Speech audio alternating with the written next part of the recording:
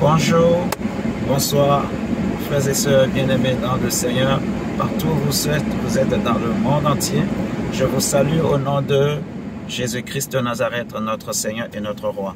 Donc, c'est encore moi, votre frère, votre serviteur dans le Seigneur. Je viens encore pour nous apporter une parole aujourd'hui, en cette journée. Ce sera plutôt, on va dire, une reprise d'un enseignement qu'on a partagé hier avec les bien-aimés. Et donc, je vais essayer de résumer ça d'une certaine façon pour nous permettre à nous tous de comprendre, parce que je comprends bien que c'est un thème qui n'est pas si simple à bien comprendre. Donc, par la grâce de Dieu, je vais essayer de simplifier vraiment pour que on puisse comprendre. Donc, je vous prie vraiment d'être très attentif, de me prêter vos oreilles, s'il vous plaît, d'être vraiment très attentif, parce que le Seigneur est en train de nous amener dans des profondeurs. Il y a des cœurs qui sont en train d'être touchés, d'être changés, transformés. Il y a des vies qui sont en train d'être affectées par la grâce de Dieu, et je désire que ce soit aussi votre cas. Le Seigneur désire que ce soit aussi votre cas au nom de Jésus. La Bible dit, donc, si vous avez goûté que le Seigneur est bon, voyez et sentez combien le Seigneur est bon. Et Dieu est bon. Alléluia. Le message que je veux nous apporter aujourd'hui, c'est les principes du Naziréat. Les principes du Naziréat. C'est un message que le Seigneur m'a inspiré il y a quelque temps, que le Saint-Esprit m'a inspiré. Et il a jugé bon que c'est le moment maintenant de le partager avec son Église. Donc je répète, le thème sera les principes du Naziréat. Donc vous comprenez qu'il n'y a pas un seul principe. Je pouvais dire le principe du Naziréat, mais pour que voilà, ce soit plus facile à comprendre, je dis plutôt les principes du Naziréat. Ok, merci beaucoup. Je vais prendre un premier test dans Nombre chapitre 6, le verset 1 à 8. Nombre chapitre 6, verset 1 à 8. Lorsqu'on parle du Naziréat, on veut parler de quoi? Nous allons l'expliquer dans Nombre chapitre 6, verset 1 à 8. Il est écrit, l'Éternel parla à Moïse et dit, parle aux enfants d'Israël et tu leur diras, lorsqu'un homme ou une femme se séparera des autres en faisant vœu de Naziréat pour se consacrer à l'Éternel, il s'abstiendra de vin et de boissons enivrantes. Il ne boira ni vinaigre fait avec du vin, ni vinaigre fait avec une boisson enivrante. Il ne boira d'aucune liqueur tirée des raisins, et il ne mangera point de raisins frais ni de raisins secs. Pendant tout le temps de son Naziréat, il ne mangera rien de ce qui provient de la vigne, depuis les pépins jusqu'à la peau du raisin. Waouh! Pendant tout le temps de son Naziréat, le rasoir ne passera point sur sa tête jusqu'à l'accomplissement des jours pour lesquels il s'est consacré à l'Éternel. Il sera saint, il laissera croître librement ses cheveux pendant tout le temps qu'il a voué à l'Éternel. Il ne s'approchera point d'une personne morte, et il ne se souillera point à la mort de son père, de sa mère, de son frère ou de sa sœur, car il porte sur sa tête la consécration de son Dieu. Pendant tout le temps de son Naziréat, il sera consacré à l'Éternel. Donc, ok, ça c'est le premier test que je prends. Je vais essayer de ne pas aller vraiment trop vite, pour ne pas avaler les mots, pour que chacun puisse bien comprendre tout ça. Ce test nous parle donc de la loi du Naziréat que Dieu a établi en Israël au travers de commandements qu'il avait donnés à son peuple par Moïse. Et le Seigneur dit que lorsqu'un homme fera un vœu de Naziréat, lorsqu'un homme prendra une décision libre et se décidera à s'éloigner des autres, à se séparer du peuple, et fera un vœu de Naziréat. Donc la première chose qu'il faut retenir, c'est que le Naziréat est un vœu. C'est un vœu que quelqu'un fait. Et on nous dit qu'il y a 3 principes qui caractérisent ce vœu. C'est que, premièrement, il ne doit pas toucher à tout ce qui vient de la vigne. ni des dérivés de la vigne, tout ce qui vient de toute boisson ou nourriture qui sera alcoolique et ses dérivés, il ne doit pas toucher. Ça, c'est le premier principe. Le deuxième principe de ce vœu, c'est que il ne doit pas se raser la tête. Donc, pendant tout le temps de son naziréat, de son vœu, sa tête doit rester couverte. Personne ne doit toucher à sa tête, personne ne doit toucher à ses cheveux. Ça, c'est le deuxième principe du vœu. Et troisièmement, le Seigneur dira, il ne doit pas toucher à tout ce qui est cadavre. Que ce soit un animal mort ou un humain, il ne doit pas toucher au cadavre. C'est le troisième principe du vœu de naziréat. Donc, si vous voyez, excusez-moi,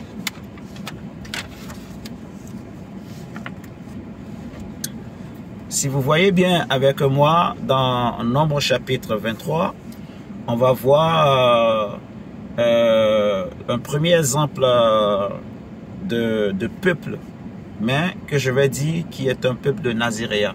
Parce que dans les faits, en regardant dans Nombre chapitre 6 qu'on vient de lire, le Seigneur dit si quelqu'un, mais un peuple aussi, on le voit dans la Bible, peut aussi se décider à se mettre à part pour Dieu, à se consacrer pour Dieu, ainsi de suite. Donc, ça existe des peuples qui sont considérés comme des peuples de naziréens. Parce que celui qui fait un vœu de naziréat, on l'appelle un naziréen. Et nous voyons dans Nombre chapitre 23, au verset 9, je prends mes notes pour vous donner les bons passages bibliques. Dans Nombre chapitre 23 au verset 9, si nous lisons, il est dit, je le vois du sommet des rochers, je le contemple du haut des collines. C'est un peuple qui a sa demeure à part et qui ne fait point partie des nations. Ici, c'est le prophète Balaam qui prophétise, qui dit clairement qu'il voit un peuple qui a sa demeure à part et qui ne fait pas partie des nations. Waouh, c'est très fort. Et il voulait parler de quel peuple? D'Israël, que Balak l'a appelé pour venir maudire, mais il n'arrivait pas à maudire Israël. Il n'arrivait pas à voir Israël. Il changeait de montagne, il changeait d'angle. Vous allez voir, il a tenté plusieurs fois. Ils ont changé d'angle, changé de montagne en faisant des sacrifices. Tout ça, c'était pour pouvoir voir Israël. C'est pour avoir un angle, changer d'angle, qui leur permettra justement de pouvoir visualiser Israël afin de le maudire. Mais malgré toutes les tentatives que Balaam avait fait, il n'arrivait pas à voir Israël. Il a cherché Israël parmi les nations, il n'a pas trouvé Israël parce que Israël avait sa demeure à part, parce que Israël était un peuple à part. Vous voyez? Donc, quand on est un naziréen, c'est-à-dire on est mis à part pour Dieu, on s'est consacré pour le Seigneur et qu'on respecte les principes, les trois principes, je dirais, du naziréat, eh bien, on est caché. Même si l'ennemi nous cherche sur tous les angles possibles, il ne peut pas nous trouver. Vous voyez? Donc ici, on voit Israël qui était un peuple de naziréens, un peuple mis à part pour le Seigneur. On peut donner encore comme exemple Samson, qui était un homme. Mais avant de parler de Samson, je parlerai même du prophète Samuel. Si vous prenez avec moi 1 Samuel chapitre 1, je vais prendre 1 Samuel chapitre 1, le verset 11 et le verset 28. 1 Samuel chapitre 1. Le verset 11, on nous dit, elle fit un vœu en parlant de Anne en disant, Éternel des armées, si tu daignes regarder l'affliction de ta servante, si tu te souviens de moi et n'oublie point ta servante, et si tu donnes à ta servante un enfant mâle, je le consacrerai à l'Éternel pour tous les jours de sa vie, et le rasoir ne passera point sur sa tête. Vous voyez, elle dit plutôt, Anne, que je vais consacrer l'enfant. Si tu me donnes un fils, un enfant mâle, Éternel, je vais le consacrer à toi, c'est-à-dire, je le mettrai à part pour toi, et le rasoir ne passera point sur ta tête, sur sa tête plutôt. Donc l'enfant sera dans un naziréen, c'est ce qu'elle voulait dire, toute sa vie. Waouh, c'était un grand vœu qu'elle a fait, et c'était un vœu. Vous voyez, elle a fait une prière à Dieu, elle a fait un vœu, et le Seigneur l'a exaucé. Et on le voit au verset 28 du même chapitre. Après qu'elle ait eu accouché, elle va sevrer l'enfant. Elle est retournée au temple voir le sacrificateur Élie. Et elle nous dira au verset 28, que aussi je veux le prêter à l'Éternel. Il sera toute sa vie prêté à l'Éternel et il se prosternait là devant l'Éternel. Donc, le prophète Samuel était un Naziréen. Pour ceux qui ne le savent pas, c'était un Naziréen, le prophète Samuel. C'était un homme qui était consacré à Dieu dès le ventre de sa mère. Et c'était sa propre mère qui avait fait le vœu. Dans toute la vie de Samuel, il avait les cheveux longs. Il était comme les personnes qu'on appelle aujourd'hui des Rastas. Donc, je vais faire juste une petite parenthèse pour nous dire que dans les églises, si quelqu'un il a des cheveux longs, c'est un homme, il a des rastas, tout ça, ne le condamnez pas, parce que c'est pas un péché. On voit dans la Bible. Alléluia. Il ne faut pas juger vraiment à l'apparence. Dieu dit à Samuel, l'homme juge à l'apparence, mais moi je regarde au cœur. Donc on voit des hommes ici qui sont consacrés à Dieu, c'est-à-dire mis à part, sanctifiés par le Seigneur. Le Seigneur le dit dans Nombre 6 qu'on a lu, il sera saint. Donc sanctifiés par Dieu, des hommes qui ont tout leur cœur pour le Seigneur, mais ils avaient une apparence qui peut-être à notre époque aujourd'hui ne pourra pas plaire aux gens en fait.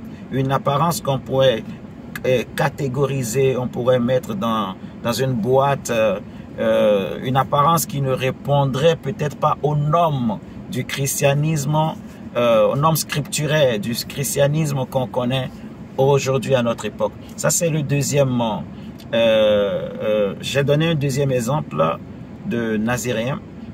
On peut aussi parler de Samson. Samson, qui connaît pas Samson? Samson, le juge en Israël, un homme qui était fort, qui était puissant, un homme rempli de force, un homme qui pouvait tuer des lions, déchirer la gueule des lions. Si on prend Juge chapitre 13, je vais le lire. Juge chapitre 13. Donc, Samson. Seigneur, merci pour ta grâce. Juge, c'est avant Samuel. Juge chapitre 13, verset 3 à 5. On nous dit, un ange de l'Éternel apparut à la femme et lui dit, voici tu es stérile et tu n'as point d'enfant. Tu deviendras enceinte et tu enfanteras un fils. Maintenant, prends bien garde, ne bois ni vin ni liqueur forte et ne mange rien d'impur, car tu vas devenir enceinte et tu enfanteras un fils. Remarquez, l'ange lui dit, le rasoir ne passera point sur sa tête parce que cet enfant sera consacré à Dieu dès le ventre de sa mère. Et ce sera lui qui commencera à délivrer Israël de la main des Philistins. Donc, lorsqu'on parle du Naziréen ou du Naziréa dans la Bible, on veut parler de la consécration. On veut parler des personnes ou des peuples ou des nations qui se sont consacrés à Dieu. Vous voyez, je peux donner encore d'autres exemples. Comme même Jean-Baptiste, on va le voir si vous pouvez lire chez vous, dans Luc chapitre 1, le verset 13 à 15, on voit l'ange clairement, quand il était venu voir Zacharie, il va lui dire que l'enfant sera consacré à Dieu. Il ne boira pas d'alcool, il ne boira ni vin, ainsi de suite. Vous voyez? Donc, bon, je vais le lire pour nous, Luc chapitre 1, verset 13 à 15. On voit l'ange qui dit que, voilà, mais l'ange lui dit, ne crains point Zacharie, car ta prière a été exaucée. Ta femme Élisabeth t'enfantera un fils et tu lui donneras le nom de Jean. Il sera pour toi un sujet de joie et d'allégresse et plusieurs se réjouiront de sa naissance, car il sera grand devant le Seigneur. Et il ne boira ni vin, ni liqueur enivrante, et il sera rempli de l'Esprit Saint dès le sein de sa mère. Donc, Jean-Baptiste aussi était un Naziréen. Vous voyez? Et Jésus-Christ lui-même, on l'appelle Nazaréen. Ça fait Naziréen. Vous voyez? Naziréen. C'est Naziréen qui a été transformé en Nazaréen. Donc, Jésus, notre Seigneur, aussi était un mis à part, un consacré à Dieu. Déjà même avec l'onction, il était consacré pour le Seigneur, mis à part, préparé pour accomplir de grandes œuvres, pour venir établir notre rédemption pour nous sauver. Amen, alléluia. Donc là, j'ai donné quelques exemples de Naziréens, d'hommes ou de peuples de Naziréens dans la Bible. Et j'aimerais vous dire, si vous avez bien compris la définition du Naziréa, je vais essayer de faire un petit résumé. Je vais expliquer que c'est un vœu et qui est caractérisé par trois principes Donc, pas d'alcool, ni tout ce qui est dérivé d'alcool. Faut pas raser les cheveux. Il faut pas toucher à sa tête. Et troisièmement, il faut pas s'approcher des cadavres. Ça, c'est les 3 principes. Donc, si vous avez compris ces 3 principes, je peux donc vous annoncer que l'Église que Jésus-Christ est venu bâtir aussi est un peuple naziréen. L'apôtre Pierre nous dit dans 1 Pierre chapitre 2, le verset 9 à 10, que vous êtes une race élue, vous êtes un sacerdoce royal, une nation sainte. Donc, vous êtes un peuple à part, en fait. Vous êtes dans le monde, mais vous n'êtes pas du monde. Jésus lui-même le dit, que le monde vous haïra parce que vous ne lui appartenez pas. Parce que vous êtes dans ce monde, mais vous n'êtes plus du monde. Je vous ai pris du monde. Vous voyez, dans l'Église aussi, on est un peuple au milieu des nations, mais on n'appartient pas aux nations. On a notre langue à part. Parce que chaque peuple a sa langue, chaque peuple a son vocabulaire, chaque peuple a ses mots, chaque peuple a son gouvernement, chaque peuple a ses habitudes, a sa culture, vous voyez. Et nous aussi, dans notre peuple, dans notre nation chrétienne plutôt, on a notre langage à part, qui est la langue du ciel, vous voyez. On a nos mots, on a notre vocabulaire qui est riche, plus riche que le vocabulaire de ce monde, plus riche que le vocabulaire des nations humaines, vous voyez. On a les mots-clés, nos mots à nous, vous voyez. Il y a un mot qu'on utilise pour dire bonjour dans notre peuple. Il y a un mot qu'on utilise pour dire salut dans notre peuple. Il y a un gouvernement, il y a un président aussi dans notre peuple. Donc on a un peuple, on a une nation, on appartient à une nation, on appartient à un peuple qu'on appelle le peuple des enfants de Dieu, le peuple consacré de l'Éternel. Vous voyez, la nation sainte. L'apôtre Pierre dit, vous êtes une nation sainte. Donc, des hommes et des femmes sanctifiés par le sang de Jésus, mis à part, consacrés pour le Seigneur. Alléluia. Donc, celui qui fait un vœu de Naziréat, il a pris un engagement. C'est un engagement. Parce que le vœu, quand on parle de vœu, il faut savoir qu'un vœu, c'est un engagement. On le voit dans, je vais nous donner comme test, Proverbe chapitre 20, le verset 25 nous dit que, regardez, Proverbe chapitre 20, le verset 25, Proverbe 20, verset 25, je vais nous lire, il est écrit, c'est un piège pour l'homme que de prendre à la légère un engagement sacré, et de ne réfléchir qu'après avoir fait un vœu. Donc, un vœu, c'est un engagement sacré, tout simplement. Un vœu est un engagement. Donc, le vœu du naziréat, c'est un engagement sacré. Et celui qui est naziréen, il est lié à des vœux sacrés. Il est lié à un engagement, je dirais, sacré. Vous voyez, je peux encore prendre un texte dans Ésaïe 26, le verset 3. Le prophète Ésaïe va nous dire, oh Seigneur, merci pour ta grâce. Seigneur, je sens la grâce de Dieu.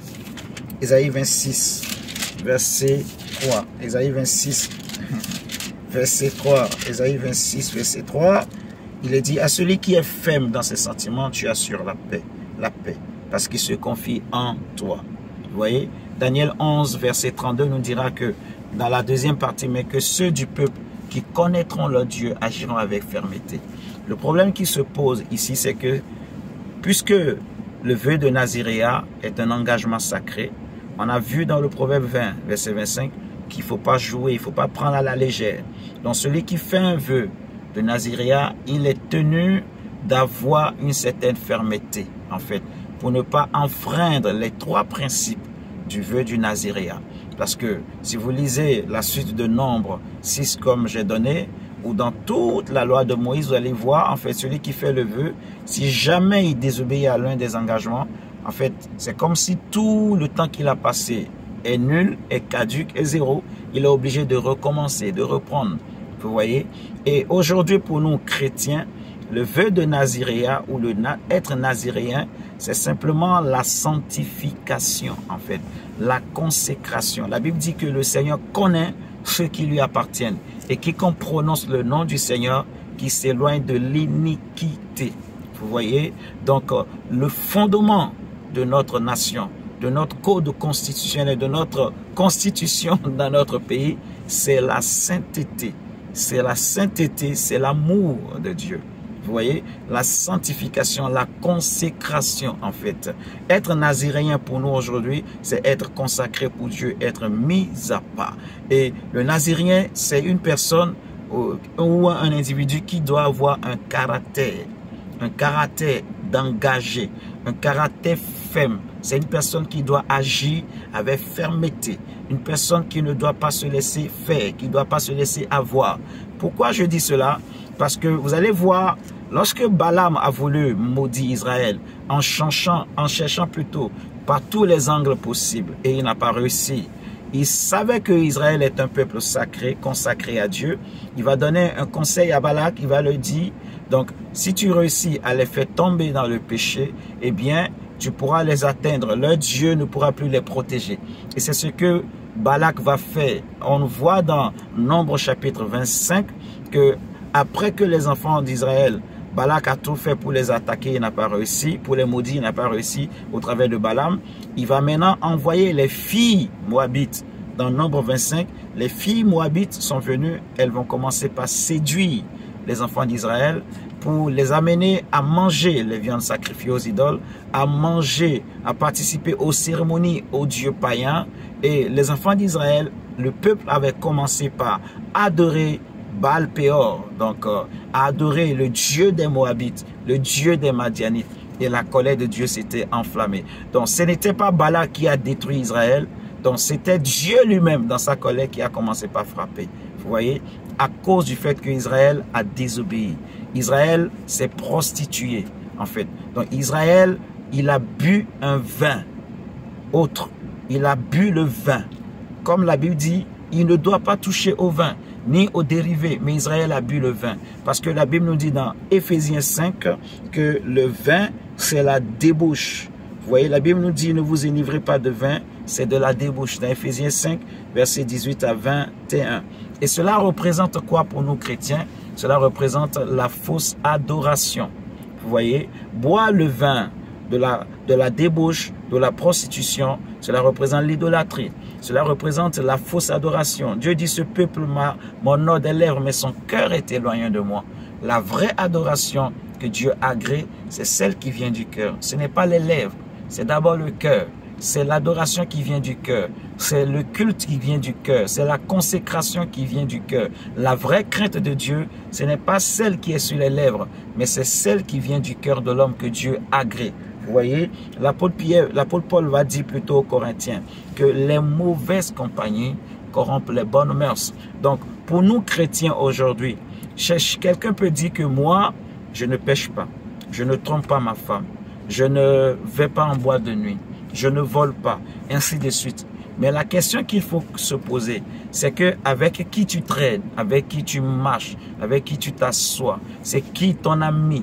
Est-ce que tu aimes rester en compagnie des justes ou en compagnie des injustes, des personnes qui sont soi-disant chrétiens ou chrétiennes, mais qui vivent dans le péché, qui pratiquent le mal, tu vois, et qui ne veulent pas se repentir, qui ne veulent pas abandonner le péché, tu vois. Quand une personne, surtout enfant de Dieu, la Bible dit, si ton frère a péché, va le voir. Parle-lui. S'il se répand, tu as gagné ton frère. S'il ne t'écoute pas, prends un deuxième témoin. Allez le voir. S'il vous écoute, vous avez gagné. Mais s'il n'écoute pas, prenez un troisième. S'il ne vous écoute toujours pas, considérez-le comme un païen.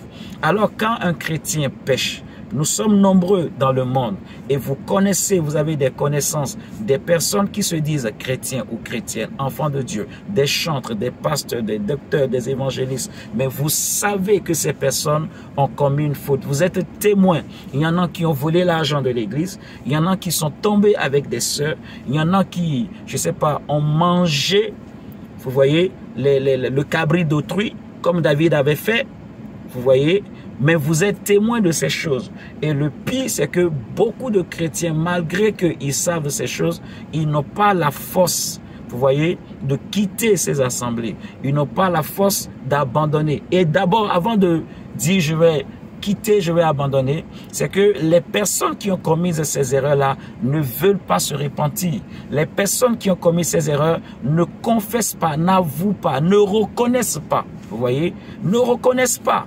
qu'ils ont commis vraiment une erreur. Et donc, vous êtes nombreux, malheureusement, qui êtes tombés dans ce piège, en fait, des mauvaises compagnies. En fait, c'est la séduction qui est rentrée dans le cœur. Parce que ce que les Moabites ont fait avec les enfants d'Israël, c'est la séduction. Le Seigneur le dit dans Apocalypse. Il a dit aux églises que ce que j'ai contre toi, c'est que tu laisses cette femme Jézabel, qui se dit prophétesse, séduire. Vous voyez, séduire. Il nous parle de la doctrine des Nicolaïtes, la doctrine de Balaam. La doctrine de Balaam qui pousse les enfants de Dieu à manger des viandes sacrifiées aux idoles. Vous voyez, donc Dieu ne veut pas justement qu'on soit enivré de vin. C'est de la débauche. C'est de la débauche, mes chers amis. C'est la débauche. Non seulement il y en a qui commettent ça, mais ils approuvent aussi ceux qui le commettent. Ou il y en a aussi qui ne commettent rien, mais qui approuvent ceux qui le commettent. Il est dit, tu ne dois pas manger ni boire tout ce qui vient du vin ou des dérivés du vin en tant que naziréen. Donc, il faut s'examiner chacun de nous et se dire, donc, avec qui je traîne, avec qui je marche. Est-ce que je regarde mes intérêts personnels? Je me dis que, oh non, si je quitte cet homme, je ne peux pas être élevé.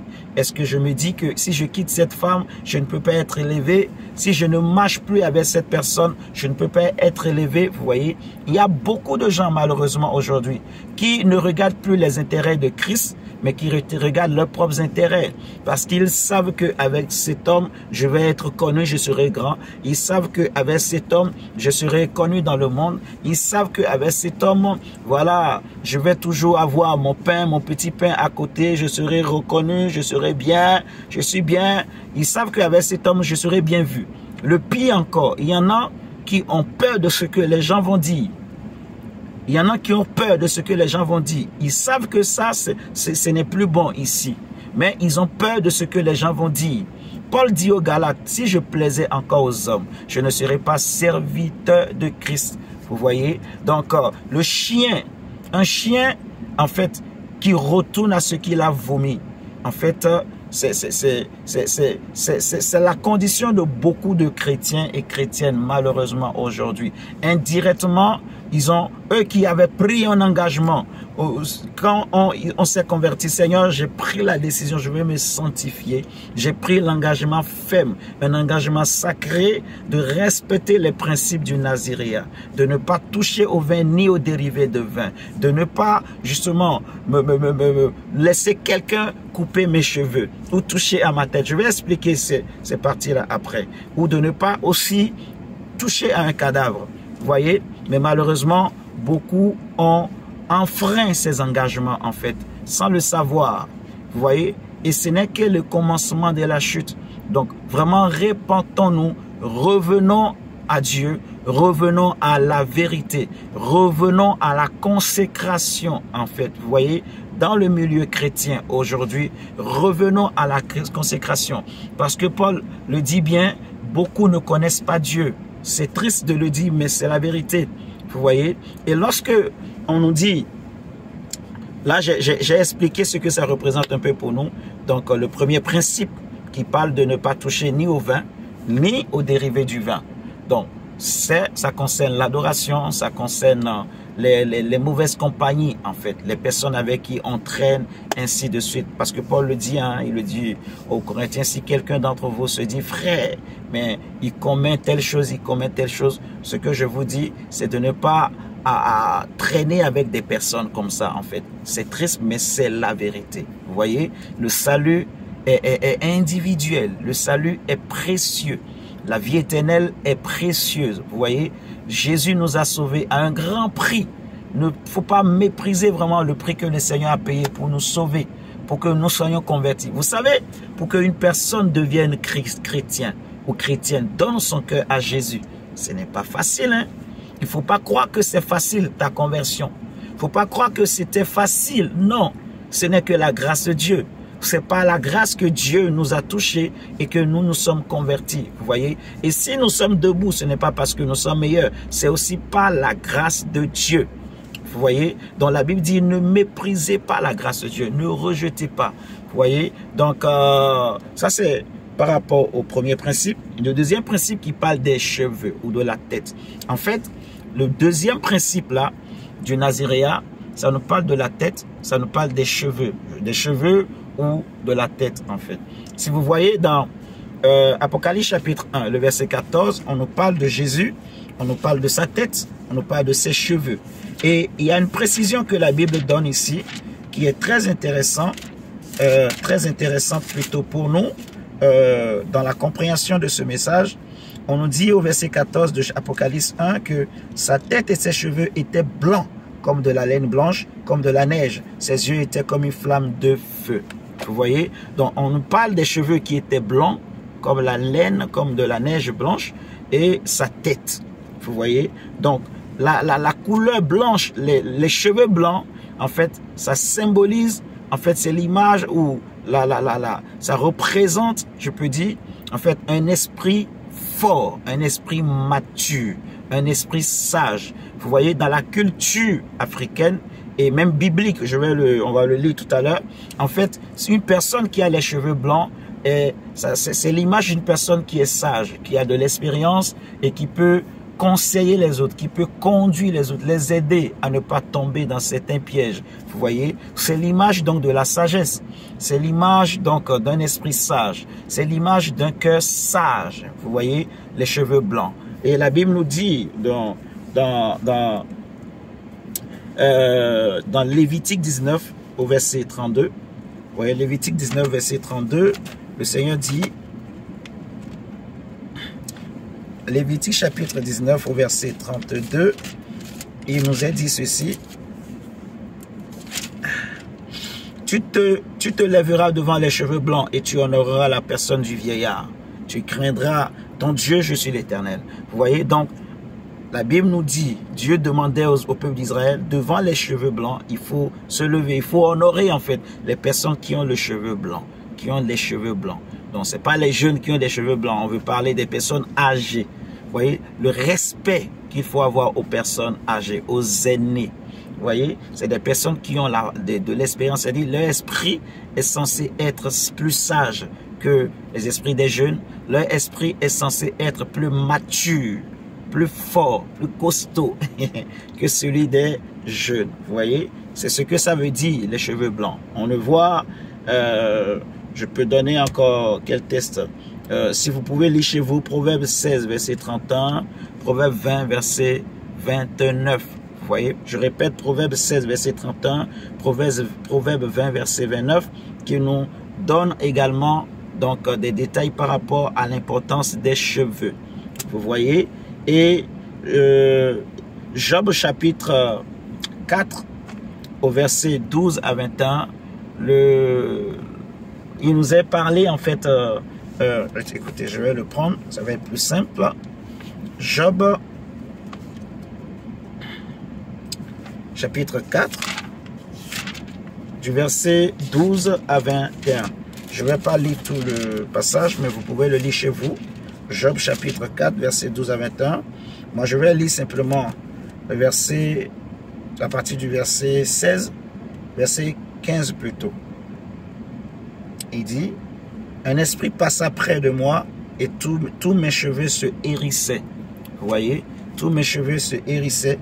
Une figure d'un aspect inconnu était devant mes yeux et j'entendis une voix qui murmurait doucement. Donc, la présence d'un esprit, on peut le ressentir au travers de ses cheveux, des réactions de ses cheveux. Vous voyez, des fois en priant, quand la présence de Dieu descend, l'onction de Dieu nous touche. Des fois, on peut ressentir des frissons, les poils du corps qui se lèvent, des choses comme ça. Cela montre en fait qu'il y a vraiment une manifestation spirituelle qui est en train de se produire en fait. Donc les cheveux sont très importants. La tête est très importante en fait dans les choses spirituelles, dans les choses de Dieu. On voit dans Ézéchiel chapitre 8, verset 1 à 8 que le Seigneur, pour enlever le prophète Ézéchiel, il le prend par les cheveux. Ézéchiel chapitre 8, verset 1 à 8. Donc, les cheveux sont très importants. Et c'est l'image de quoi pour nous aujourd'hui? Pour actualiser un peu tout cela, cela signifie quoi? Premièrement, d'un côté, l'apôtre Pierre nous dit, en fait, en parlant des femmes sages, qu'il ne faut pas, voilà, se mettre dans le cas de ces femmes-là qui s'occupent des cheveux habilement tressés, des ornements, des cheveux tressés, vous voyez, ceux qui sont trop attachés à l'apparence, en fait. Vous voyez, la Bible nous parle des cheveux tressés, des ornements, des choses comme ça dans les épîtres de Pierre. Et donc ça nous parle en fait, on va dire des coupes bizarres dans un premier point, dans une première interprétation. Ça veut parler des coupes bizarres que les gens peuvent faire. Vous voyez, des tresses bizarres que des chrétiens ou des chrétiennes peuvent faire, parce que déjà notre corps est le temple du Saint-Esprit, et plus particulièrement notre tête. Vous voyez, vous devez savoir que la vision qu'on a, la foi qu'on a, avant même d'être chrétien, les images que nous voyons, c'est premièrement ce que le soleil nous renvoie, mais qui passe par nos yeux et que notre esprit représente. Et c'est comme ça que on arrive à avoir des visions. C'est comme ça qu'on voit, en fait, physiquement. Et spirituellement aussi, on a besoin de cette tête, en fait. Si notre tête n'est pas bien bâtie, si elle est mal entretenue, eh bien, les visions qu'on aura, la foi qu'on peut avoir, elle sera biaisée, elle sera trompée, malheureusement, vous voyez. Et on voit aujourd'hui beaucoup de gens qui ont des coiffures bizarres, ce qu'ils appellent les queues du diable, des tresses bizarres, ils coupent une partie, ils laissent une partie, ils font je sais pas, des tatouages bizarres sur le crâne, c'est des choses vraiment compliquées, en fait. Ce n'est pas chrétien, ce n'est pas de Dieu. Il faut vraiment revenir à la vérité, revenir à la parole et se repentir. Vous voyez, je ne veux pas dire par là qu'il ne faut pas se tresser, qu'il ne faut plus aller dans les salons de coiffure, ou qu'il ne faut pas aller se coiffer. Vous voyez, donc on peut se coiffer, on peut se faire belle, on peut se faire beau, ce n'est pas un péché. Mais il ne faut pas rentrer dans les extravagances. Il ne faut pas le faire pour plaire au monde. La Bible nous dit, faites toutes choses pour la gloire de Dieu, au nom du Seigneur Jésus. Donc, si je me coiffe, je le fais pour entretenir ce temple que je suis, pour la gloire de Dieu, point. Vous voyez, je ne le fais pas pour plaire au monde. Je ne suis pas les modes du monde, vous voyez. Et deuxièmement, ça représente aussi, en fait, les pensées. Ça représente aussi les imaginations. Ça représente les désirs, les sentiments, les choses qui se passent dans notre tête. Vous voyez, les raisonnements qu'on peut avoir.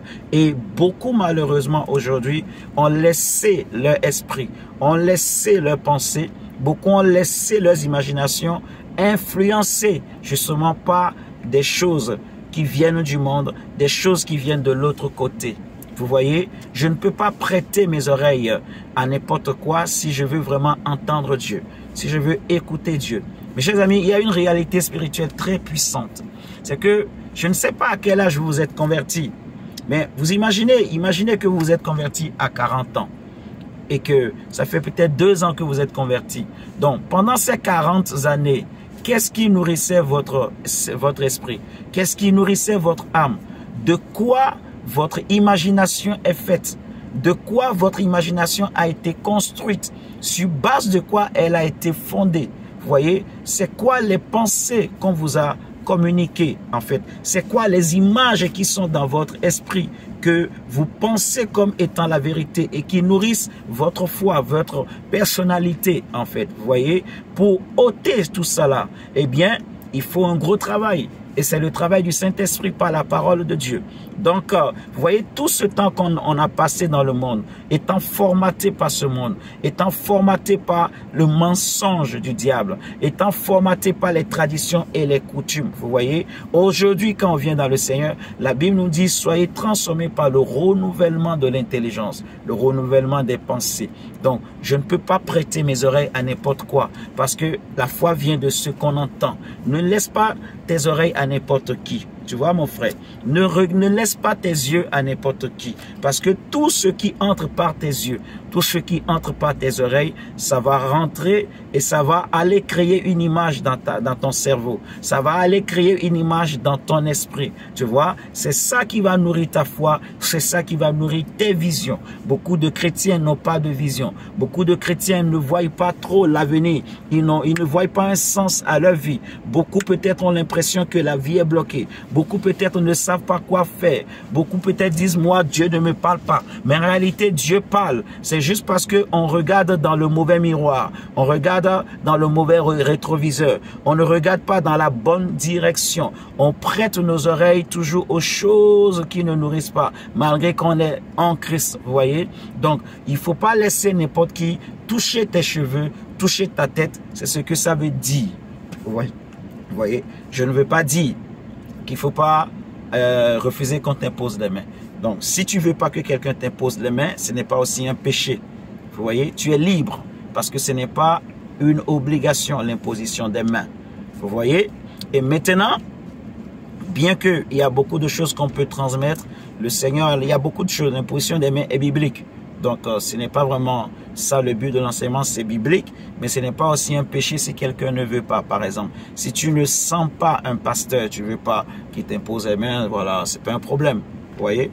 Donc, ok, je passe sur ça. Le troisième caractéristique ou troisième principe, justement, du vœu du Naziréat, c'est quoi?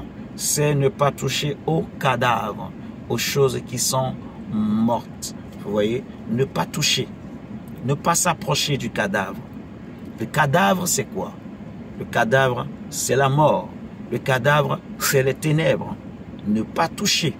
La Bible dit qu'il n'y a pas de rapport entre la lumière et les ténèbres. Il n'y a pas de rapport. Je ne peux pas être chrétien, mais je continue à participer à des cérémonies diaboliques, démoniaques, au nom de traditions, au nom des coutumes.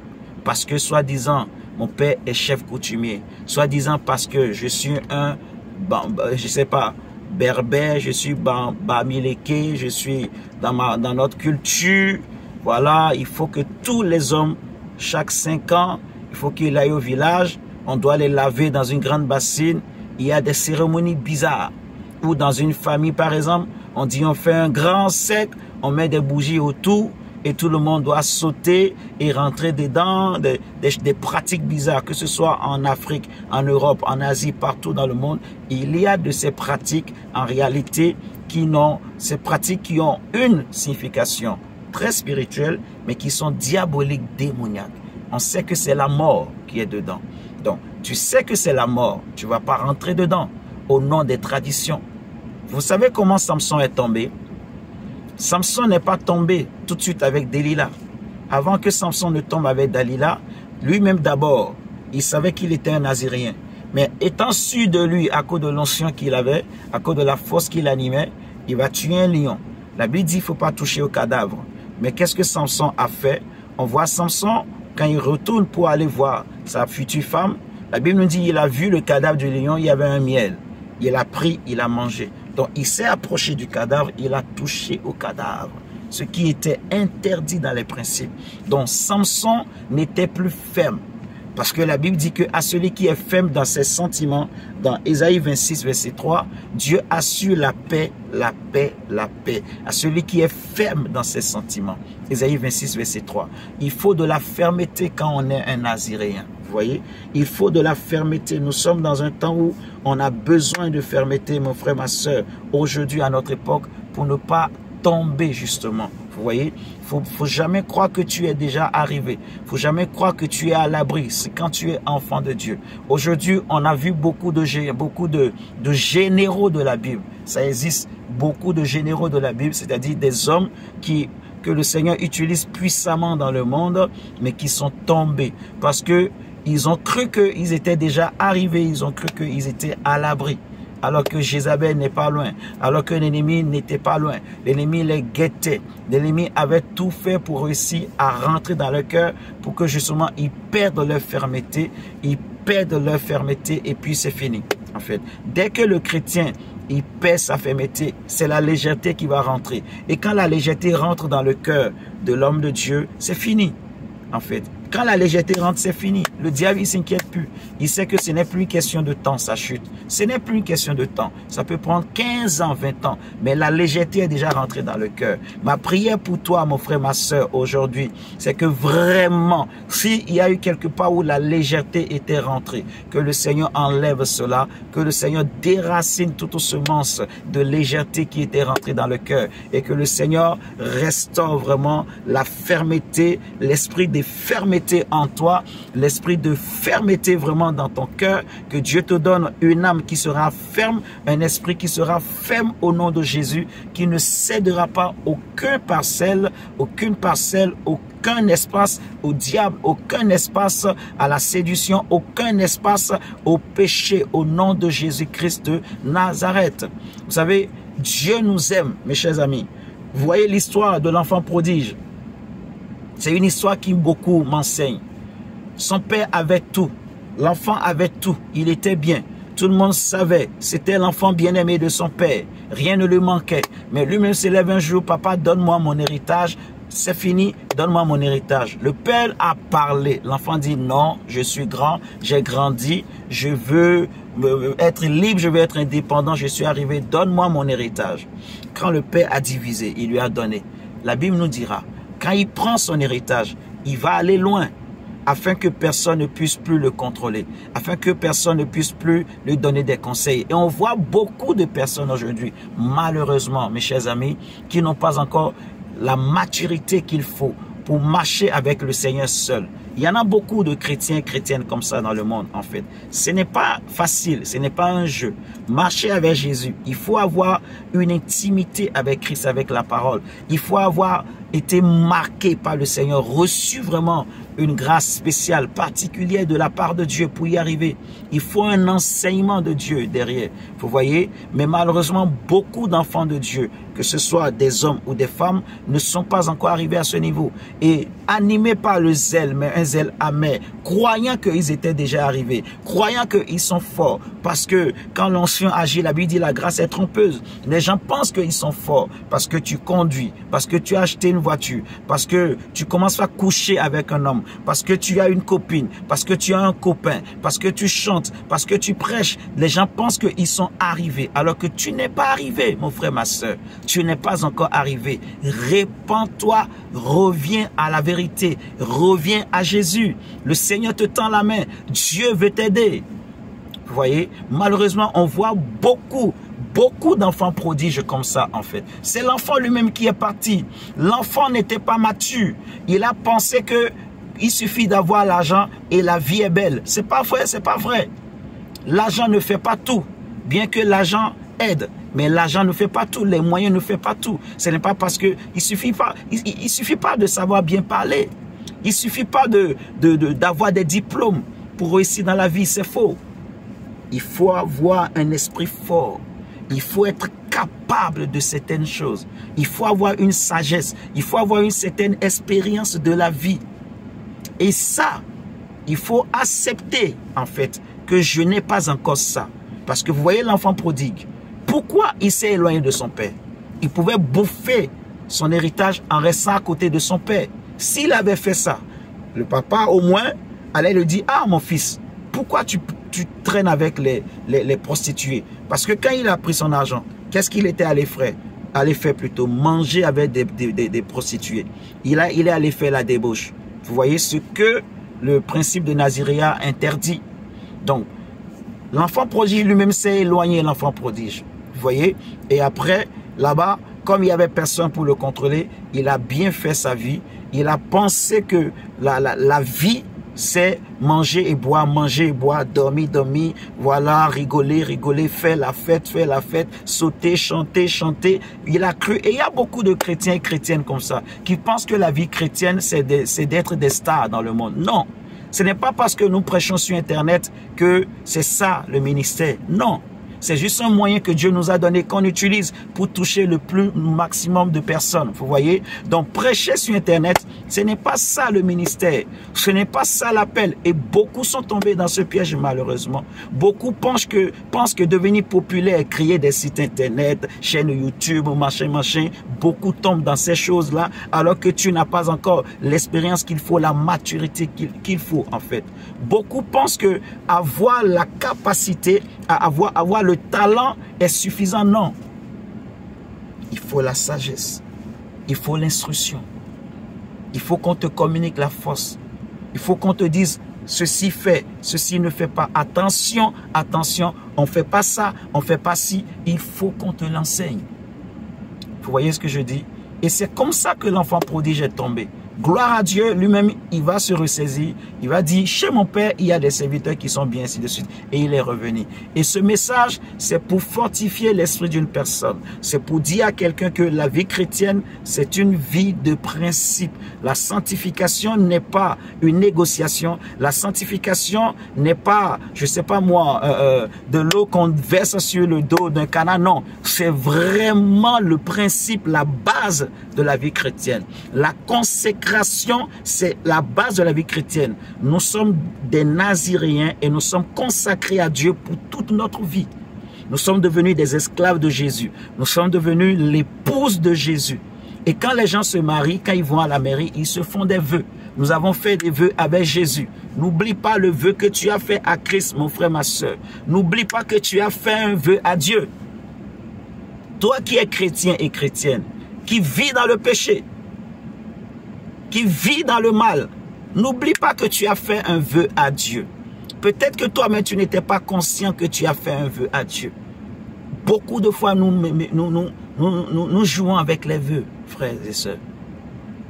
Donc, c'était pour vraiment nous encourager, pour nous aider vraiment à prendre notre vie chrétienne au sérieux. L'engagement de Dieu. Sachez que l'œuvre de Dieu, c'est un engagement sacré. On ne joue pas avec. On ne joue pas avec la vie chrétienne. On ne joue pas avec l'œuvre de Dieu. Donc, prenons ça vraiment très sérieux. Prends ta vie chrétienne très au sérieux, mon frère, ma soeur. Regarde autour de toi avec qui tu marches, avec qui tu traînes. Regarde tes habitudes. Regarde avec quoi tu nourris tes pensées, ton esprit. Regarde c'est quoi tes imaginations. Transforme ces choses. Change ces choses. Vous voyez? Change. Garde ton cœur pur. Garde ta vie pure. Aime le Seigneur. Aime la prière. Aime la parole. Pratique l'amour. Marche dans l'amour. Marche dans la vérité. Et le Dieu de grâce, le Dieu de paix sera avec toi. Et le Seigneur, quand il reviendra, il te sauvera. Dieu nous permettra, on apportera un autre message sur comment connaître le Seigneur. Et je crois qu'il sera aussi une bénédiction pour nous. Donc, je vous dis à tous, bonne journée. Et que le Seigneur vous garde. Que le Seigneur touche vos cœurs. Que le Seigneur vraiment vous soutienne et vous protège. Qu'il protège votre famille. Et si vous avez des questions, si vous avez besoin de prière ou de quoi que ce soit, si vous voulez nous rencontrer, n'hésitez pas, écrivez-nous directement, même dans les commentaires de la vidéo, ou vous pouvez aller dans l'onglet à propos de notre chaîne YouTube, vous nous contactez, nous allons vous répondre. Nous allons vous répondre, vous cherchez nos numéros de téléphone, c'est pas compliqué pour l'avoir. Et vous pouvez nous contacter, nous sommes disponibles pour vous recevoir, pour prier pour vous conseiller, pour vous aider vraiment au nom du Seigneur Jésus-Christ de Nazareth. Prions ensemble au nom de Jésus. Vous pouvez fermer vos yeux là où vous êtes. Si vous voulez vous repentir, si vous voulez vraiment revenir au Seigneur, si peut-être vous étiez tombé, si peut-être vous avez compris que les compagnies, les personnes avec qui vous marchez ne sont pas de bonnes personnes. Si vous avez été touché par le Saint-Esprit et que vous voulez vraiment vous repentir, si vous voulez peut-être donner votre vie à Christ, où que vous soyez, faisons cette prière ensemble au nom de Jésus. Fermez votre yeux, levez vos mains au ciel et répétez avec moi, Seigneur Jésus, je te demande pardon pour tous mes péchés, pour toutes les fois que j'ai désobéi à l'engagement sacré, au principe du Naziréat. Seigneur, je regrette tous les péchés que j'ai commis depuis mon enfance jusqu'à ce jour. Je prie que ton sang me purifie, me lave. Seigneur, accueille-moi dans ton royaume. Reçois-moi dans ton royaume. Je remets mon âme, mon esprit, mon cœur, mon corps, ma vie entre tes mains. Je veux consacrer tout mon être désormais pour toi. Donne-moi ton Saint-Esprit pour y arriver. Inscris mon nom dans ton livre de vie. Au nom de Jésus-Christ, je t'ai ainsi prié, Père. Amen. Et croyez-moi, Dieu vous a exaucé. Donc, si vous n'êtes pas encore chrétien, essayez de vous rapprocher d'une assemblée pour vous faire baptiser. Voilà. Ou si vous êtes déjà baptisé par immersion, voilà. Retournez dans une assemblée, revenez au Seigneur et servez votre Dieu. La vie est difficile, le monde va mal. Dehors, c'est compliqué, c'est les ténèbres. Viens te cacher en Jésus. Donc, je vous dis bye bye, ciao, ciao. C'était votre frère, l'évangéliste André Saturnin. Dis de nous que le Seigneur vous bénisse. Ciao, ciao. Nous vous aimons de l'amour de Christ. Bye.